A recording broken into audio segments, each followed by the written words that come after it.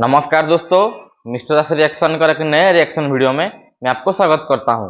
मैं हूं विक्रम। आज हम देखने वाले हैं आरजे रौनक का वीडियो है और वीडियो का टाइटल है हिंदुत्व की दीवानी हो रही दुनिया, value of Hinduism, most unsent religion, Steve jobs.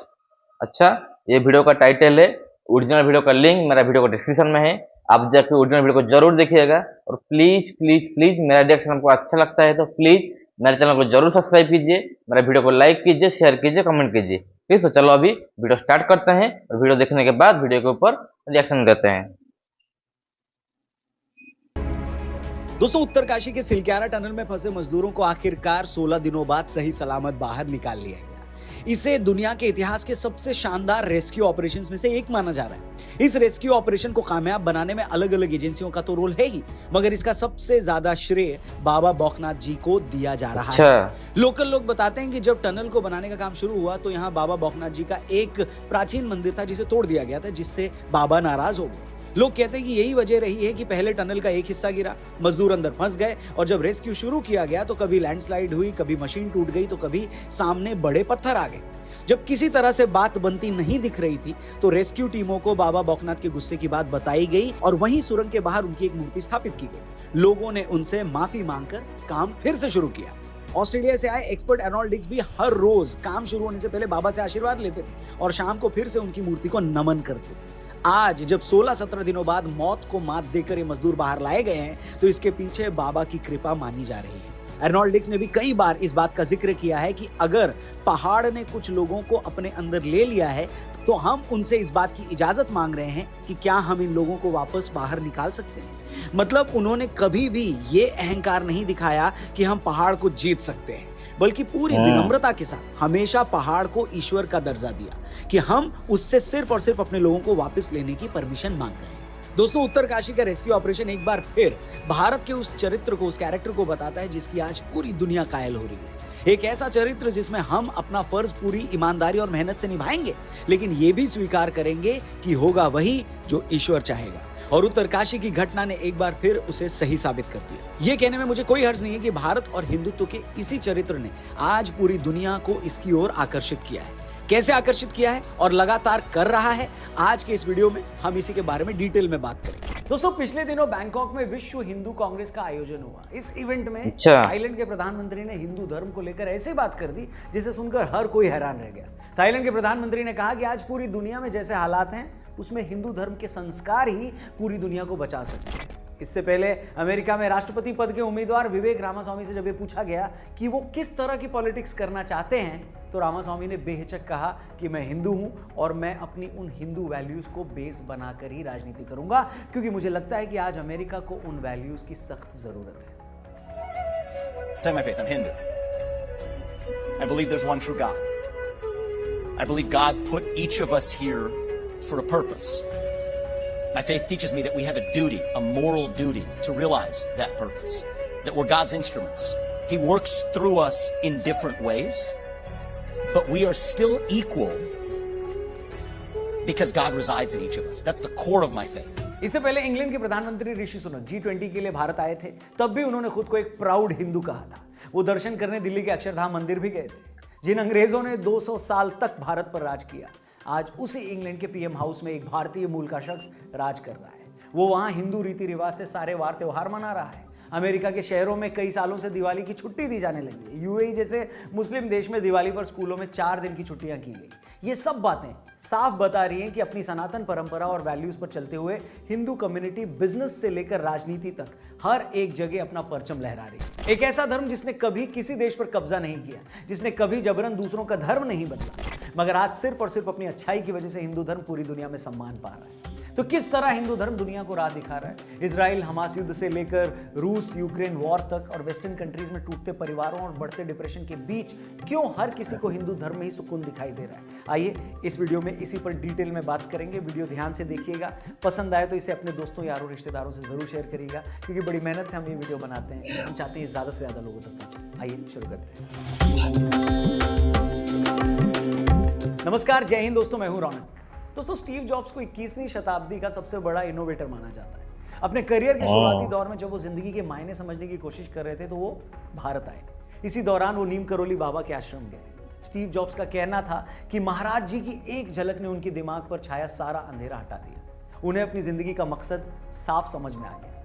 ये बताने की जरूरत नहीं है कि एक बार जब स्टीव अपने काम में लगे तो उन्होंने दुनिया की टेक्नोलॉजी को हमेशा हमेशा के लिए बदल कर रख दिया। एप्पल कंप्यूटर से लेकर मैकबुक, आईपैड से लेकर आईफोन तक उन्होंने दुनिया को ऐसे प्रोडक्ट्स दिए, एक ऐसा ब्रांड दिया जिसने करोड़ों लोगों की जिंदगियां बदल दी। और इन सारे महान कामों की जड़ में अगर कुछ था तो वो था सनातन का प्रभाव। फेसबुक के मालिक मार्क जकरबर्ग ने भी कुछ साल पहले इस बात का खुलासा किया कि अपने करियर के शुरुआती दौर में जब वो ये डिसाइड नहीं कर पा रहे थे कि फेसबुक का क्या करना है, वो इसे खुद चलाएं या बेच दें, एक दिन उन्होंने अपनी ये कंफ्यूजन स्टीव जॉब्स से डिस्कस की तो स्टीव जॉब्स ने उन्हें नीम करोली बाबा के आश्रम जाने की सलाह दी। यहां भी ये बताने की जरूरत नहीं है कि मार्क जकरबर्ग ने आगे चलकर फेसबुक और मेटा को दुनिया की सबसे बड़ी कंपनियों में एक बना दिया। इतना ही नहीं, स्टीव जॉब्स भारतीय योग गुरु परमहंस योगानंद जी के बड़े प्रशंसक थे। वो उनके इतने बड़े प्रशंसक थे कि स्टीव जॉब्स की इच्छा थी कि उनके अंतिम संस्कार में शामिल होने वाले सभी मेहमानों को योगी परमहंस योगानंद जी की मशहूर किताब ऑटोबायोग्राफी ऑफ योगी की कॉपी दी जाए। You can't connect the dots looking forward. You can only connect them looking backwards. आपको जानकर हैरानी होगी कि जैसे ही ये खबर सामने आई, पूरी दुनिया में इस किताब की डिमांड कई गुना बढ़ गई। तब से अब तक इस किताब की लाखों कॉपियां बिक चुकी हैं। इसी किताब के बाद योग और हिंदू धर्म में भी लोगों का रुझान और ज्यादा बढ़ गया। इतना ही नहीं, बीटल्स का महर्षि महेश योगी के संपर्क में आना, विल स्मिथ का भारत आकर हिंदू रीति रिवाज से पूजा अर्चना करना हो, या जूलिया रॉबर्ट्स का खुलकर हिंदू धर्म की तारीफ करना, ये सब बताता है कि कैसे हिंदू धर्म सालों से अमेरिकन सोसाइटी की बड़ी से बड़ी हस्तियों को प्रभावित कर रहा है। Hinduism is something that I'm very intrigued by and very interested in. इतना ही नहीं, हाल ही में अमेरिकी राष्ट्रपति चुनावों की दौड़ में शामिल विवेक रामास्वामी का नाम सामने आया तो उनके भारतीय कनेक्शन की वजह से भारतीयों की उनमें काफी दिलचस्पी बढ़ी। जब लोगों ने उनको 2-4 मौकों पर अपनी बात रखते सुना तो हर कोई उनकी हाजिर जवाबी, उनकी नॉलेज, उनकी साफ गोई से हैरान रह गया। अपने पहले ही चुनाव में भारतीय मूल के इस युवा ने पूरे अमेरिका में सनसनी फैला दी है। पिछले दिनों एक प्रोग्राम के दौरान जब उनसे उनकी राजनीति का मोटिव पूछा गया और उनके धर्म की बात हुई तो विवेक ने जो जवाब दिया उसे सुनकर आपका सीना भी गर्व से चौड़ा हो जाएगा। Tell my faith, I'm Hindu. I believe there's one true God. I believe God put each of us here for a purpose. My faith teaches me that we have a duty, a moral duty, to realize that purpose. That we're God's instruments. He works through us in different ways, but we are still equal because God resides in each of us. That's the core of my faith. एक ऐसे अमेरिकी समाज में जहां आज भी ज्यादातर population white Christians की है, उस सोसाइटी में विवेक का इस तरह खुलकर अपने धर्म के बारे में बोलना यह बताता है कि कैसे उनके हिंदू धर्म ने उन्हें राजनीति की राह दिखाई और कैसे उस राह पर चलकर वो आज अमेरिकी समाज में मौजूद खामियों को सुधारने की बात कर रहे हैं। ये सब बोलने के लिए सच में जिगरा चाहिए। इसी तरह ब्रिटेन के पीएम ऋषि सुनक भी कभी भी अपनी हिंदू पहचान को छिपाने या दबाने की कोशिश नहीं करते। वो इस बात की रत्ती भर परवाह नहीं करते कि जिस ब्रिटेन के वो पीएम हैं वहां लोग उनकी इस रिलीजियस आइडेंटिटी को कैसे देखेंगे। ये सब सुनकर और देखकर गर्व होता है कि भारतीय हिंदू कम्युनिटी अपनी मेहनत और अपनी ईमानदारी के दम पर पूरी दुनिया में अपनी पहचान बना रही है। I'm a proud Hindu and that's how I was raised, that's how I am. जो पहचान कल तक गूगल और माइक्रोसॉफ्ट जैसी बड़ी बड़ी कंपनियों के सीईओ जैसे पदों पर थी, वही पहचान अब अमेरिका और ब्रिटेन की राजनीति में बड़े बड़े पदों पर दिखने लगी है। विवेक रामास्वामी अभी सिर्फ 38 साल के हैं। वो अगर इसी तरह अपनी सियासत जारी रखते हैं तो वो एक दिन अमेरिकी राष्ट्रपति बनने वाले पहले गैर क्रिश्चियन हो सकते हैं। पर सवाल ये है कि क्या ये सब चमत्कार है, और अगर है तो ये सब कैसे हो रहा है। बाकी कुछ धर्मों की तरह हिंदू धर्म न किसी दूसरों को जबरन कन्वर्ट करता है, न हमने आबादी का फायदा उठाकर कभी अपने देश में माइनॉरिटीज का धर्म बदला, न हम धर्म के नाम पर विदेशों में कोई लॉबिंग करते हैं। फिर आखिर क्या रीजन है, क्या वजह है कि हर जगह हिंदू धर्म का, इसके संस्कारों का, हमारे योग का इतना डंका बज रहा है। आखिर क्या रीजन है कि एक बुद्धिस्ट मेजॉरिटी वाले देश का पीएम होने के बावजूद थाईलैंड के प्रधानमंत्री को यह कहना पड़ता है कि आज दुनिया में जैसे हालात हैं उसमें हिंदू धर्म के संस्कार ही शांति ला सकते हैं। हो सकता है आप में से कुछ लोग ये सोचें कि थाईलैंड के पीएम को हिंदू धर्म के बारे में क्या पता, क्या वो सिर्फ हिंदुओं की तारीफ इसलिए कर रहे थे क्योंकि थाईलैंड में हिंदू महासभा का आयोजन हो रहा था। अगर कुछ लोग सच में ऐसा सोचते हैं तो शायद आप हिंदू धर्म और थाईलैंड के कनेक्शन को भी नहीं जानते। जो लोग नहीं जानते उन्हें बता दूं कि थाईलैंड आज भले ही बुद्धिस्ट मेजॉरिटी देश है, लेकिन एक वक्त वहां भी बड़े पैमाने पर सनातन धर्म को मानने वाले लोग थे। आज भी आपको थाईलैंड में हिंदू मंदिर आम मिल जाएंगे। इन मंदिरों में ब्रह्मा जी की मूर्ति मिल जाएगी। अच्छी बात यह है कि बौद्ध होने के बावजूद थाई लोग हिंदू देवी देवताओं को अपने धर्म का हिस्सा मानते हैं। वो उनका वैसा ही सम्मान करते हैं जैसा हिंदू करते हैं। और तो और पवित्र ग्रंथ रामायण का तो थाईलैंड पर बड़ा असर है। हिंदुओं का पवित्र ग्रंथ रामायण थाईलैंड में रामाकेण के नाम से जाना जाता है, जिसे थाईलैंड में राष्ट्रीय ग्रंथ का दर्जा मिला हुआ है। थाईलैंड के लोग आज भी अपने राजा को विष्णु का अवतार मानते हैं। यहाँ तक कि थाईलैंड में जब भी राजा का राज तिलक होता है तो उस राज तिलक में पूजा अर्चना करने गोरखपुर से पुजारी जाते हैं। वो सारा कार्यक्रम हिंदू परंपरा के मुताबिक होता है ना? कितनी सुंदर बात। भले ही थाई लोग आज बौद्ध धर्म को मानते हो, लेकिन वो ये भी मानते हैं कि बौद्ध धर्म और हिंदू धर्म की मान्यताओं में ज्यादा फर्क नहीं है। वो ये भी जानते हैं कि बौद्ध धर्म निकला भी भारत से ही है। उन्हें इस बात का भी पता है कि सैकड़ों साल पहले दक्षिण भारत से थाईलैंड में हिंदू धर्म आया था, जब भारत के तमिलनाडु से भारतीय व्यापारी समुद्र मार्ग से थाईलैंड गए थे। यहाँ तक कि थाई भाषा भी दक्षिण की पल्लव लिपि से निकली। यही सब कारण है कि थाईलैंड के पीएम ये कह रहे हैं कि आज दुनिया में शांति हिंदू धर्म की वैल्यूज पर चलकर ही आ सकती है। ये सब देखकर खुशी भी होती है कि थाईलैंड, कंबोडिया, जापान और श्रीलंका जैसे देश जहां बौद्ध धर्म आज मेन रिलीजन है, लेकिन इसके बावजूद इन देशों ने अपनी हिंदू पहचान को नहीं मिटाया, क्योंकि ये सब इसका महत्व, इसकी इंपॉर्टेंस समझते हैं। मगर वहीं अफगानिस्तान से लेकर पाकिस्तान और मालदीव तक बहुत सारे मुस्लिम कंट्रीज ने उन देशों में मौजूद बौद्ध और हिंदू पहचानों को चुन चुन कर खत्म किया। साल 2001 में अफगानिस्तान में तालिबान ने डायनामाइट लगाकर भगवान बुद्ध की मूर्तियां तोड़ दी थी। ये बात तो हम सबको पता है, मगर शायद आप में से कुछ लोग नहीं जानते होंगे कि मालदीव्स में सालों पहले मुस्लिम एक्सट्रीमिस्ट ने वहां के म्यूजियम तक में रखी हिस्टोरिकल इंपॉर्टेंस की जो मूर्तियां थी उन्हें तोड़ दिया था। मतलब म्यूजियम में रखी मूर्तियों से भी धर्म पर खतरा नजर आने लगा। वाह क्या बात। मैं पहले भी कह चुका हूं और आज फिर से दोहरा रहा हूं कि दुनिया में उससे ज्यादा बदनसीब कौम कोई नहीं हो सकती जो ये नहीं जानती कि उसका इतिहास क्या है, उसकी पहचान क्या है, वो लोग कहां से आए थे। आप अफगानिस्तान में बुद्ध की मूर्तियां तोड़कर इस बात को झुटला नहीं सकते कि एक वक्त बौद्ध धर्म अफगानिस्तान तक फैला था। ताजा मामला भी कुछ वक्त पहले कराची का है, जहां लोकल पुलिस की निगरानी में एक हिंदू मंदिर गिराया गया। वो कराची जो सिंध स्टेट की राजधानी है, वो सिंध जो सिंधु नदी के किनारे बसा हुआ है, वो सिंधु नदी जिससे हिंद शब्द निकला और वो हिंद जिसके चलते सिंधु सभ्यता के लोगों को हिंदू कहा गया। अगर कराची में रहने वाले लोगों को ये नहीं पता कि सिर्फ 2 पीढ़ी पहले तक उनकी पहचान क्या थी, उन्हें अगर ये लगता है कि वो कुछ मंदिर तोड़वाकर अपनी पहचान मिटा लेंगे, तो इससे बड़ी मूर्खता और क्या हो सकती है। बजाय ये मानने की कि जिन मंदिरों को वो तोड़वा रहे हैं वो खुद उनके पुरखों ने बनवाए थे, बजाय ये समझने की कि वो मंदिर उस इलाके की सांस्कृतिक विरासत है, ये ऐसे जाहिल हैं जो खुद को जबरन अरब मानते हैं और उन्हें लगता है कि मंदिर तोड़कर वो अपना मजहब बचा रहे हैं। हमें ये नहीं भूलना चाहिए कि सोमनाथ के मंदिर को हजारों बार लूटा गया, मगर वो हर बार खड़ा हुआ। वो आज भी अपनी पूरी शान शौकत और वैभव के साथ खड़ा है। और जिस मोहम्मद गजनवी ने भारत पर 17 हमले किए, आज अफगानिस्तान में उसका किला खंडहर हो चुका है, वहां कुत्ता भी भौंकने नहीं जाता। जावेद अख्तर साहब ने भी पिछले दिनों कहा कि अगर भारत में इतने वक्त से डेमोक्रेसी है तो हिंदुओं की वजह से, क्योंकि हिंदू कम्युनिटी बहुत टॉलरेंट है, खुद को दूसरों पर थोपती नहीं है। उन्होंने कहा कि उन्हें गर्व है कि वो राम और सीता की भूमि पर पैदा हुए। तो आखिर वो कौन सी हिंदू वैल्यूज है जिसके चलते बाहर से आने वाले दुनिया के हर शख्स को इस देश में जगह मिली और हर शख्स इसे अपना घर बना पाया। एक वक्त अलगाववादियों के भड़काने पर कश्मीर में हर रोज सड़कों पर पत्थरबाजी होती थी और उस पत्थरबाजी को रोकने के लिए पुलिस की कार्रवाई में जब कुछ लोग घायल हो जाते थे तो इसी देश में बहुत सारे लोग भारत सरकार पर इल्जाम लगाते थे कि वो मुसलमानों पर जुल्मधारी है। मगर 370 हटने के बाद और एक के बाद एक अलगाववादियों की पोल खुलने के बाद आज कश्मीर में जब हालात सामान्य हो रहे हैं तो लोग चुप हो गए। इजराइल ने जब गाजा पट्टी में हजारों फिलिस्तीनियों को मारा तो इन लोगों को समझ में आ गया कि अगर भारत सरकार भी कश्मीरियों की दुश्मन होती तो वो भी कश्मीर को गाजा बना सकती थी, मगर उसने ऐसा कभी नहीं किया, इनफैक्ट करने का सोचा भी नहीं। यही वजह है कि आज शैला रशीद जैसे लीडर भी मोदी और अमित शाह की तारीफ कर। इन सारी बातों का निचोड़ ये है कि भारत एक ऐसा विरला देश है जहां इतने अलग अलग फेथ को मानने वाले लोग भी एक साथ रह सकते हैं। यहाँ कुछ हजार की आबादी वाले जूस और पारसी भी रह सकते हैं। आबादी में 1% से भी कम जैन कम्युनिटी भी अपने काम धंधे को बढ़िया तरीके से कर सकती है, अपने धर्म का पालन कर सकती है। यहाँ एक गरीब मुसलमान नवाजुद्दीन सिद्दीकी से लेकर मोहम्मद शमी तक भी अपने टैलेंट के दम पर सुपरस्टार बन जाता है। यहाँ द्रौपदी मुर्मू जैसी आदिवासी महिला भी देश की राष्ट्रपति हो सकती है और डॉक्टर मनमोहन सिंह के तौर पर एक सिख भी 10 साल तक देश का प्रधानमंत्री बना रह सकता है।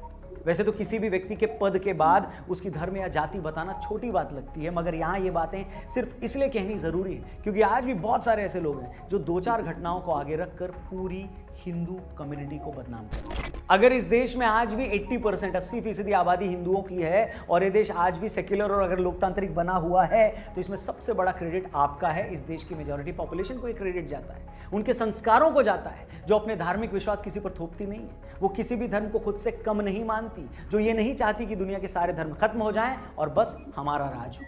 वो हिंदू कम्युनिटी ऐसा नहीं सोचती, तभी तो दुनिया भर के लोग इस देश में आकर अपनी जगह बनाते हैं और भारत से जाने वाले लाखों लोग भी पूरी दुनिया में खुली बाहों से स्वीकारे जाते हैं। वो भी इस हद तक कि लोग उन्हें अपनी कंपनियों की, अपने देश तक की बागडोर सौंपने को तैयार हो जाते हैं। उम्मीद करता हूं आज की हमारी वीडियो आपको पसंद आई हो, अच्छी लगी हो तो प्लीज इसे और भी लोगों तक पहुंचाइएगा। इस वीडियो को शेयर करिएगा, आपका हर एक शेयर हमारे लिए इंपॉर्टेंट है। ठीक है दोस्तों, वीडियो यहाँ पे खत्म हो गया। देखो, मैं भी एक हिंदू हूँ। हिंदू होने के लिए भी मैं अपने को गर्व महसूस करता हूँ। ये सब बात देखो, जैसे कि दूसरा धर्म है, मैं उसका नाम नहीं लेना नहीं चाहता हूँ। वो जैसे चाहते हैं कि नहीं सब धर्म मिट जाए, ओनली हमारा ही राज्य, हम ही सही है। हम ये कभी हिंदू जितना भी सनातनी है वो ये नहीं बोलते हैं। जिसको जिसको जो मानना है वो माने, कोई प्रॉब्लम नहीं है। ठीक है, यदि ऐसा हम मानते, जैसे कि पाकिस्तान में अभी जब पार्टीशन हुआ था 1947 में, तब तक 21% हिंदू थे, वहाँ पे माइनॉरिटी थे 21%। अभी माइनॉरिटी जस्ट 1 से 2% हो गए हैं। कहाँ गए वो सब? आज तो आज आप इंडिया में देखिएगा 80% हमारा हिंदू हो, मेजोरिटी होके भी वो सब कुछ खुशहाली से रहते हैं।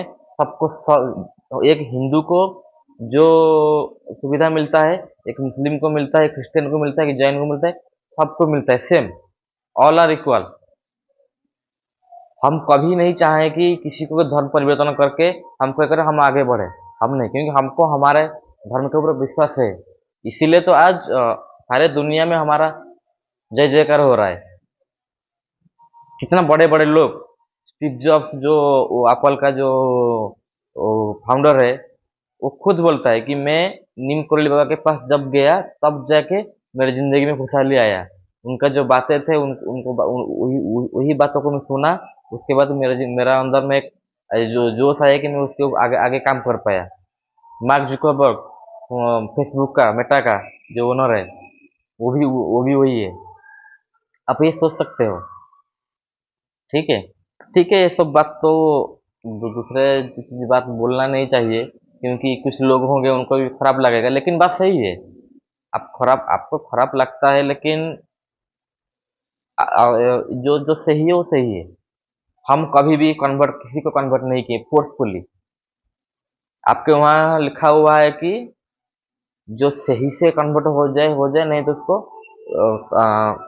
तलवार के धार से कन्वर्ट करवाओ, ऐसा तुम्हारा लिखा हुआ है। और जितना भी इंडिया में पाकिस्तान में जिसको अरब समझते हो ना, तुम अरब नहीं हो, मतलब तुम भी वही, तुम्हारे जो पूर्वज है ना 2-3 पीढ़ी पहले, वो भी हिंदू थे। आप कन्वर्टेड हो। आज इस्लाम जहाँ से शुरू हुआ है, सऊदी अरब से, वो हिंदू वहाँ पे मंदिर बना के वहाँ की पूजा कर रहे हैं। पाकिस्तान एक ऐसा देश है कि उसका ना बाप है ना माँ है।